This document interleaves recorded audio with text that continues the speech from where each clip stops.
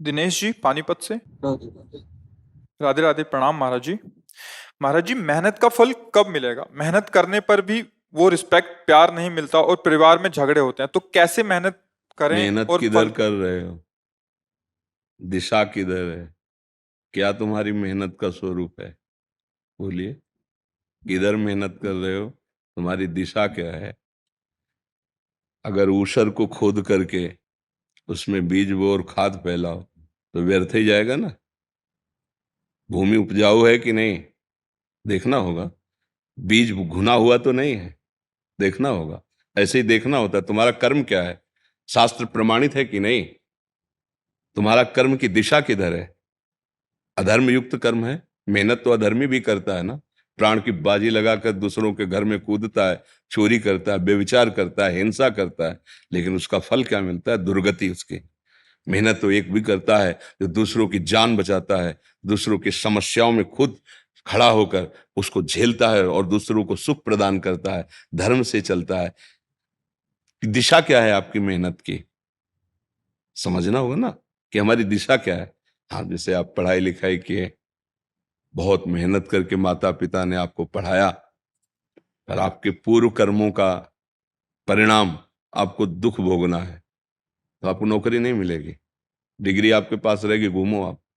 क्यों? पूर्व में आपके ऐसे कर्म हुए हैं कि वर्तमान में तुम कोई चिदानंदमय पढ़ाई तो पढ़ी नहीं कि उसको नष्ट कर दे। है तो लौकिक पढ़ाई ही ना। तो लौकिक में उस लौकिक कर्म को नष्ट करने की सामर्थ्य नहीं, अलौकिक कर्म में है।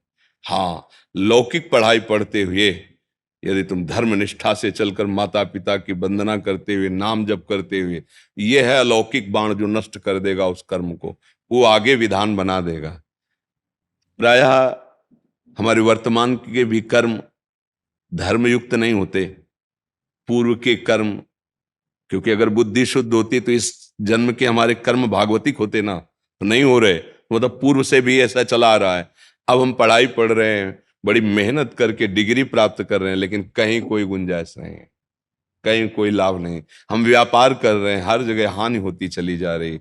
हम उन्नति के लिए हर प्रयास कर रहे हैं, लेकिन निष्फल होता चला जा रहा है। क्यों? क्योंकि हमारे पूर्व कर्म हमको भोगने हैं, हमको दर दर भटकना है, ठोकरें खानी है। शरीर अस्वस्थ, माइंड अस्वस्थ, हर अव्यवस्था ये हमारे कर्म का परिणाम होता है।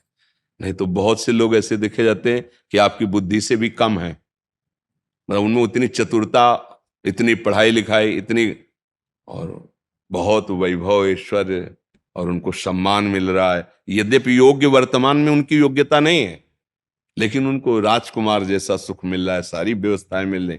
ये पूर्व का उनका सुकृत पुण्य काम कर रहा है, वो टिकेगा नहीं। जितने समय उनका पुण्य खत्म होगा फिर वहीं आ जाएंगे वो। एक कर्म केवल है जो टिकाऊ है और दोनों को संभाल सकता है, पाप और पुण्य दोनों को शासन में ले सकता है। वो है भगवान का नाम, वो है भगवान की शरणागति, भगवान का आश्रय। अगर इधर मेहनत को मिला लो तो बात बन जाए। जो भी कर्म किए जाए शास्त्र सम्मत हो, धर्मयुक्त हो, भगवान को अर्पित किया जाए और भगवान का नाम जब चलता रहे, तो आप संसार पर क्या, त्रिभुवन पर विजय प्राप्त कर लेंगे, परम सुख को प्राप्त हो जाएंगे ना। धर्म से चलने वाले का अंतिम परिणाम बहुत बढ़िया होता है। ऐसे थोड़ी ज्ञान प्राप्त हो जाता है।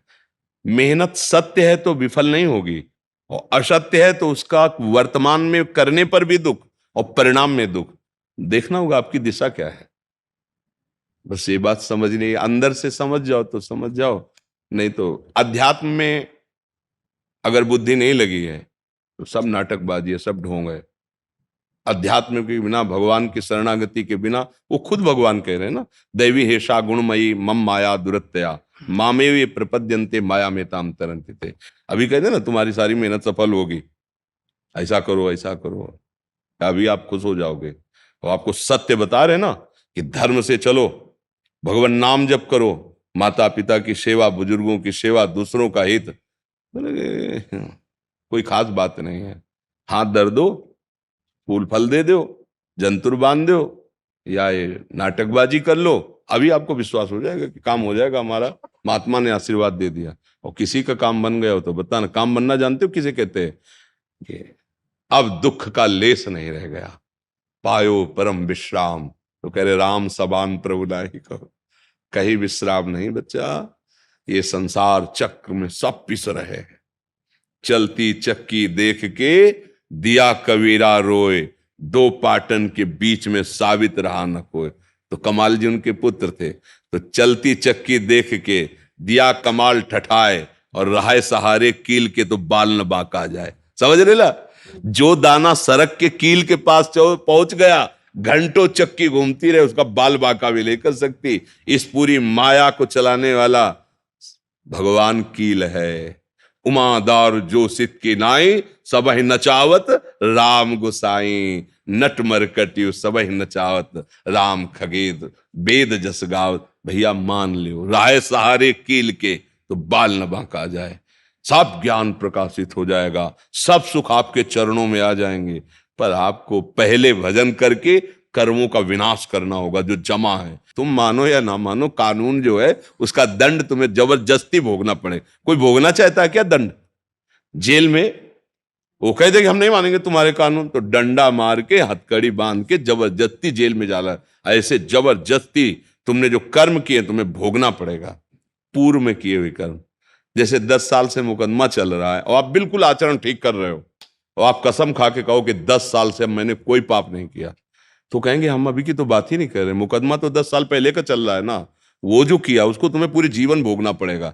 अब तुम्हें आयु जेल में बितानी पड़ेगी, कष्ट सहना पड़ेगा। अब वो लोग कहे तो गलत न्याय है, तो देखो यहाँ कानून है ना।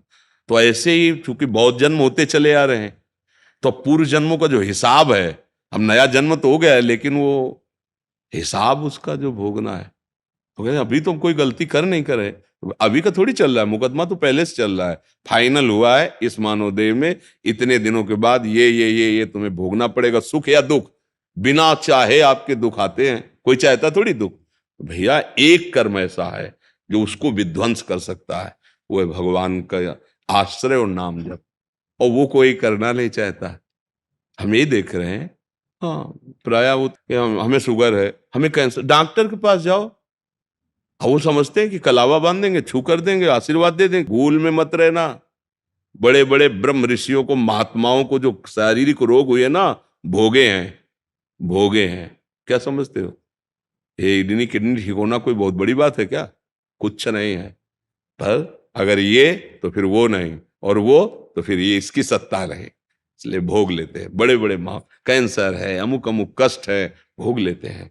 तो आप समझो, इतना बड़ा महापुरुष रामकृष्ण परमहंस जी भगवान कहे गए, गले में कैंसर था, तो तुम चाहते हो ऐसे छूछा आशीर्वाद दो तुम्हारा ठीक हो जाएगा? अब थोड़ी तो बुद्धि लगाओ यार। भाई जी हनुमान प्रसाद पोद्दार जी, विश्व का कल्याण करने वाली मूर्ति, आज भी उनकी कलम से जो लिखा हुआ है, हजारों को साधक और सिद्ध बना रहे हैं उनके वचन। उनके उदर में कैंसर था, भयानक पीड़ा, भयानक कष्ट सही। समझो, एक महात्मा 108 गोपाल शास्त्र नाम का रोज पाठ करते थे, और गिरिराज जी की रोज परिक्रमा और भिक्षा वृत्ति से रहते, लकवा मार गया ऐसे। तो पुजुड़िया बाबा, हरि बाबा, ये बड़े महापुरुष थे, समीप गए और कहा महाराज मुझे पता है, आप एक संकल्प कर लो तो पूरे विश्व का लकवा ठीक हो जाए, आप क्यों इतना? तब उन्होंने कहा स्वामी जी काहे को विनोद करते हो? ब्रह्मास्त्र का प्रयोग मच्छर मारने के लिए थोड़ी किया जाता है। ये शरीर तो छूटेगा आज, नहीं तो कल छूटेगा, अब इसका जो भोग है भोग लेती। इतना बड़ा भजनानंदी महात्मा अपने रोग को सह रहा है, सत्य बात यह है। और तुम चाहते हो कि तुम्हें कोई जंतुर बांध दे, छूछा कर दे, हाथ रख दे, तुम निरोग हो जाओगे? पागल हो। कर्म अवश्यमेव भोक्तव्यम, नाम जप करो, भगवान का आश्रय लो, जो दुख सुख आवे भगवान के सहारे सह जाओ, अगला सुधार लो, अगली बात संभाल लो, आगे के दुख मिटा दो, वो भगवान का आश्रय। अब हमें तो यही अध्यात्म से पता चला है कि भगवान की शरणागति के बिना दुखों का नाश नहीं। अब व्यर्थ की मेहनत करो तो बात अलग है, पढ़ाई पढ़ रहे हो आपका कर्तव्य है, परिवार के सेवन के लिए धन चाहिए आपका कर्तव्य है, आप अपने कर्तव्य का पालन करें। अगर कर्तव्य के पालन में दुख सुख आ रहा है तो उससे निरपेक्ष रहना पड़ेगा। ऐसा नहीं कि आपका पूर्व कर्म बिगाड़ने के लिए तैयार है और आप अपने इस समय की पढ़ाई से आप सुख प्राप्त कर लेंगे। एक बात है, अगर नाम जप करोगे तो समझ जाओगे। अब ये आप देख लीजिए, हमारी बात वैसे कम समझ में आएगी, क्योंकि वो बुद्धि संसारिक होती है ना, तो ये अध्यात्म समझ में नहीं आता, ऊपर से निकल जाती है। अगर इतनी समझ में आ जाए, राधा राधा राधा राधा राधा, अब चाहे मरूं चाहे जीऊं चाहे जो हो परिस्थिति, राधा राधा नहीं छोड़ूंगा, फिर आप बता देना, विध्वंस कर देगा नाम सारे अशुभों को।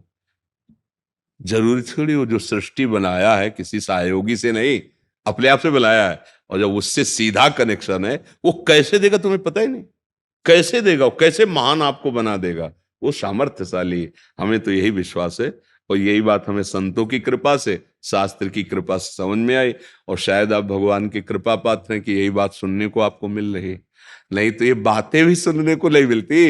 हाँ, बातें ले सुनने को, वहां ऐसा कर दो वैसा हो जाए, राधा राधा राधा राधा जहां श्री राधा वहां कोई नहीं बाधा है।